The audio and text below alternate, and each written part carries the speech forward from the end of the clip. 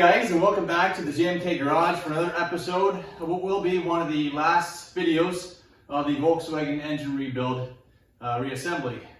Tonight we're working on getting these engine tins back on, get the cooling system wrapped up, get the generator back on, the distributor, flywheel, the crank pulley,